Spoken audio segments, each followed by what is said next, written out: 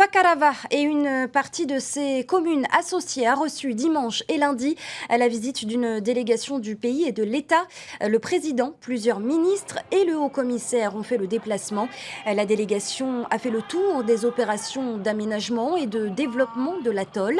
Parmi les attentes de la population, un meilleur accès au logement individuel, car il ne suffit pas d'avoir des terres pour devenir propriétaire, comme l'a constaté Laure Philibert.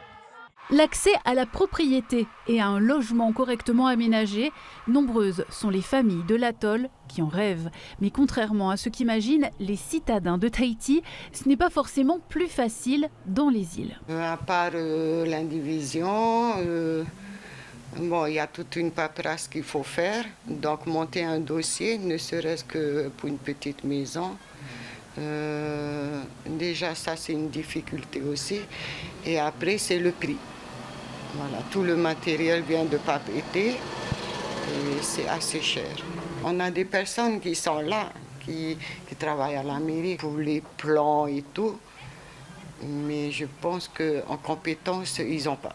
Les atolls des Tuamotu voient émerger depuis quelques années des lotissements, un type d'habitat privilégié dans les zones urbaines et pourtant, à chaque visite d'une délégation, la population formule des demandes. Lundi, Fareana, résidence aménagée à Fakarava, a été inaugurée, le fruit de 6 ans d'attente pour Lindsay et sa famille. Il faut que la famille puisse vouloir t'aider aussi dans les démarches administratives. Avant cette maison, disons qu'actuellement, j'étais en location et puis c'est pas donné. Les maisons, maintenant, c'est à partir de 70 000, 80 000 francs le mois. C'est un système de location-vente qui a été établi pour cette résidence. Les familles doivent débourser 12 000 francs mensuels durant 5 ans pour devenir propriétaires. Il y a une volonté du pays d'inverser le flux migratoire au travers du schéma général d'aménagement de la Polynésie française. Et pour inverser, il faut qu'il y ait des activités.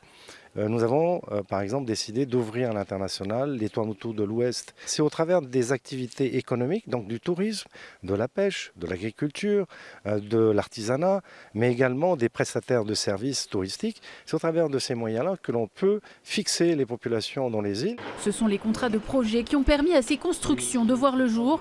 D'autres terrains dans les communes associées de Fakarava font l'objet d'études pour multiplier les aménagements. Des programmes identiques ont été lancés à Makemo, Manihi, Ho et Kaukura.